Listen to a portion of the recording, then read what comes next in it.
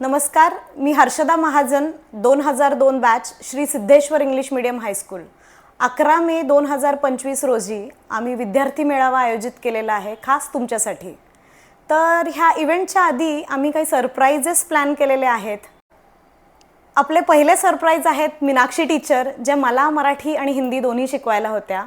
मराठीतली खूप भाषणं त्यांनी मला लहान असताना लिहून दिलेली आहेत आणि सगळ्यात महत्त्वाचं म्हणजे हिंदी परीक्षा ज्या आम्हाला शाळेत असताना असायच्या 5वी ते 10वी, त्याच्यासाठी खूप मोटिवेट केलेलं. तर मीनाक्षी टीचर. नमस्कार, मी मीनाक्षी मेहते. मी जवळपास आता माझी 30 वर्षाच्या सर्व्हिसचा अनुभव आहे. 13 वर्ष मी सिद्धेश्वर इंग्लिश मीडियममध्ये कार्यरत होते. त्याच्यानंतर मी 3 वर्ष केली येथे शिक्षक म्हणून कार्यरत होते. आता सध्या मी इंडियन मॉडेल स्कूल येथे 14 वर्ष सहशिक्षिका म्हणून काम करत आहे. तर मला अशा खूप काही गोष्टी आहेत की त्या तुमच्याशी शेअर करायच्या आहेत. पण मी पहिल्यांदा खूप मिस करते ह्या इव्हेंटसाठी. मी त्यावेळेला इथे नाही आहे, तरी पण विद्यार्थ्यांनी हट्ट करून मला इथं माझी मुलाखत घेण्यासाठी बोलवले आहे. त्याबद्दल धन्यवाद. तर मीनाक्षी टीचर, मला आठवतं आहे, आय थिंक 1995 साली तुम्ही जॉईन झाला होतात आणि मी 5वीत होते. त्यावेळेला पहिल्यांदा तुम्ही मला मराठी शिकवायला आला होतात. तर तुमचा शाळेचा पहिला दिवस, हा अनुभव कसा होता? असा अनुभव म्हणजे मला पहिल्यांदा जेव्हा 95 साली मी पहिल्या इंटरव्ह्यूमध्येच पास झाले, त्याच्यानंतर मला तिवारी मॅडमनी तिथं अपॉइंट केलं आणि त्याच्यानंतर अगदी मागचा पुढचा काही अनुभव न घेता मला जवळजवळ 81 मुलं असलेला वर्ग दिला गेला. अरे बापरे, मस्त. खूप छान हँडल केलं मी. तर पहिल्या विद्यार्थिनी म्हणजे प्राची काळे आणि चिंतलवर या होत्या आणि म्हणजे मला खूप छान अनुभव त्यावेळेला मिळालेला आहे. मस्त मस्त. तर प्राची काळेबद्दल तुम्ही बोललात, तर प्राची काळेचीच एक क्लासमेट होती ऋषाली हिरेमठ. तर आता मला आठवते की तिचा मुलगा विनय विनय चाटलाही तुमचा विद्यार्थी होता. तर तुम्हाला कसं वाटतं, विद्यार्थीचा मुलगाही तुमचा विद्यार्थी, म्हणजे हे पालक आणि विद्यार्थीचं नातं किंवा तो अनुभव कसा होता तुमचा? खूप छान अनुभव आहे. असे बरेच विद्यार्थी आहेत की त्यांची मुलं माझ्या हाताखालून आता जात आहेत किंवा ते गेलेली आहेत. आता ते ग्रॅज्युएशन पण कंप्लीट केलेलं आहे. अरे वा. तर जेव्हा वृषाली आली तेव्हा ती मला पाहिली आणि म्हटली, मॅम तुम्ही आहात का? तर आता मी खूप बिंदास्त राहते. मस्त. आता तुम्ही याला छान संस्कार करा. असे खूपशे मुलं आहेत माझे की त्यांची मुलं माझ्या हाताखालून शिकत आहेत. पण त्यावेळेसचे विद्यार्थी आणि आताच्या विद्यार्थ्यांमध्ये जर पाहिलं तर खूप फरक आहे.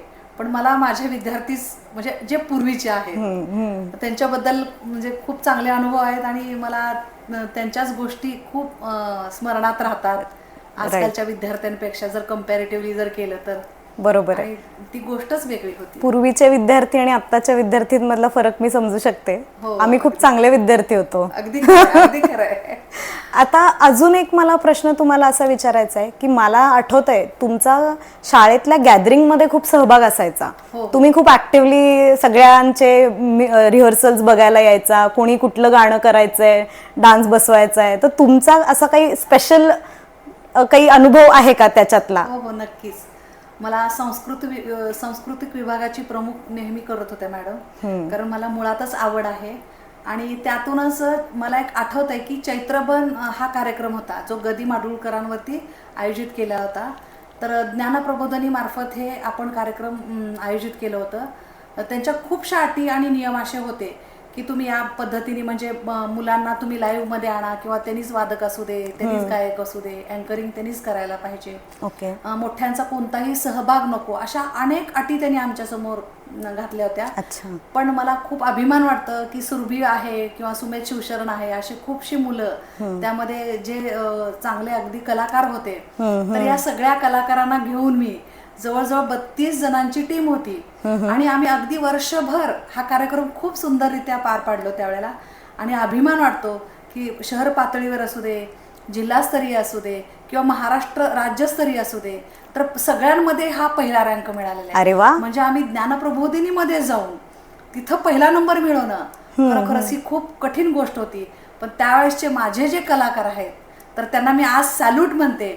खूप छान त्यांच्यामध्ये कलादर्शन त्यांनी दाखवलेलं आहे. सुंदर आणि अविस्मरणीय हा प्रसंग आहे माझ्या. सुंदर.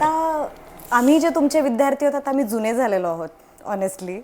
नवीन विद्यार्थी आणि जुन्या विद्यार्थ्यांमध्ये तुम्हाला काही फरक जाणवतो का, किंवा ज्या आम्हाला भावना आहेत आमच्या शिक्षकांबद्दल त्या आत्ताच्या विद्यार्थ्यांनी आम्हाला काही सांगू नाही शकत, टू बी ऑनेस्ट. पण आम्हाला आमच्या शिक्षकांबद्दल भयंकर प्रेम होतं, आहे आणि राहील. तर तुम्हाला काय वाटतं, जुने विद्यार्थी आणि नवीन विद्यार्थीचा असा तुम्ही दोन्हींना शिकवत आहात अजूनही, तर कसं वाटतंय, काय अनुभव आहे तुमचा? खूप छान प्रश्न आहे हर्षदा. आता मला सांगावं असं वाटतं की कालगणनेनुसार म्हणजे कालमानानुसार पूर्वीचे जे तुम्ही विद्यार्थी होता ते आजही कुठेही भेटा तुम्ही, इवन थिएटरमध्ये असू दे, गार्डनमध्ये असू दे किंवा हॉटेलमध्ये असू दे, तर तुम्ही आम्हाला वाकून नमस्कार करता. तर तो गुण जो आहे आजकालच्या विद्यार्थ्यांमध्ये दिसत नाही. मी म्हणते वाकून नमस्कार करू नका, बरोबर आहे, आजकालच्या जमान्यामध्ये ती गोष्ट ठीक नाहीये, पण ऍटलिस्ट त्यांनी विश करावं की good evening teacher, good morning teacher. ही भावना सुद्धा आजकालच्या मुलांमध्ये नाही. तर याचं कारण सुद्धा बऱ्याच गोष्टी आहेत त्याच्या पाठीमागे, की आजकालचे मुलं कसे थोडेसे हट्टी बनलेले आहेत आणि प्रत्येक घरामध्ये एखादं मूल असतं, त्यामुळं आई वडिलांचा अतिशय लाड आहे. म्हणजे आता तुम्हीच त्या पिढीमध्ये आहे पाहिजे, जसं तुम्हीच तुमच्या आई वडिलांना घाबरत होता तशी तुमची मुलं ही तुम्हाला नाही. बरोबर. मग मी असं म्हणत नाही की तुम्ही त्यांना घाबरवा, पण त्यांना प्रेमाने जरी सांगितलं किंवा त्यांना आता आजकाल मोबाईल हे माध्यम एवढं मुलांच्या जीवनाशी चिटकून आहे, तर ते दूर व्हायला पाहिजे. कारण सतत मुलं जी मोबाईलमध्ये राहतात त्याच्यामुळे त्यांना इतर दुनियामध्ये काय चाललंय काय नाही याच्याकडे त्यांचं लक्ष जात नाहीये.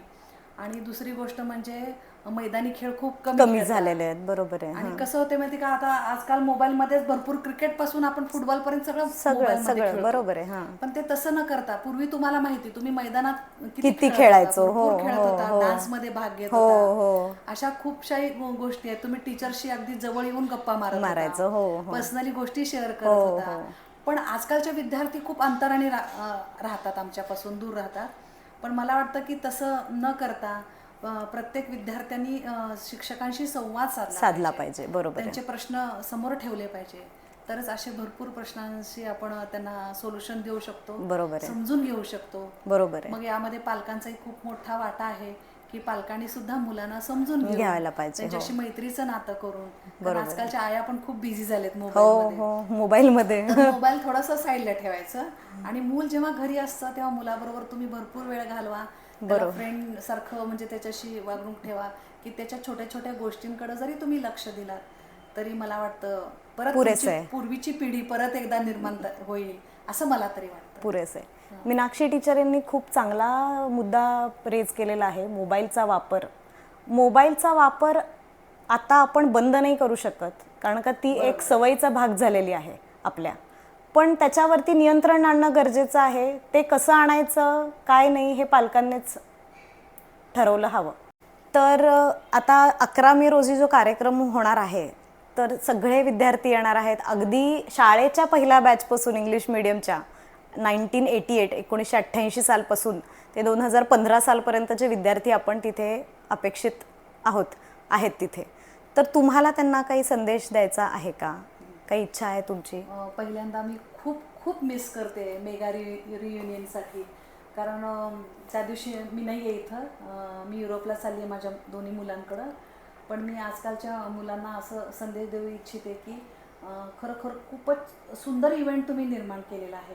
कारण गुरुबद्दलची जी आदराची भावना आहे किंवा एक मेळावा, गेट टुगेदर जे म्हणतो आपण, खूप जुने मित्रमैत्रिणी किंवा शिक्षक आपण भेटत आहोत, तर हा खूप सुंदर इव्हेंट तुम्ही निर्माण केलेला आहे आणि त्यासाठी तुम्ही खूप एन्जॉयही करणार आहात.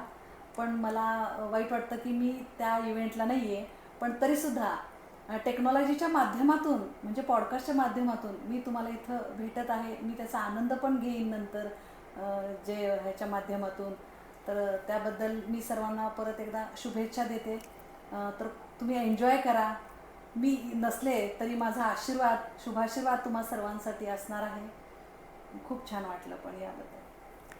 तर टीचर म्हणाल्याप्रमाणे 11 मे 2025 रोजी वेदा बँक्वेट इथे यायला विसरू नका. सगळेजण या, आपल्याला खूप एन्जॉय करायचं आहे, धमाल करायची आहे. नमस्कार.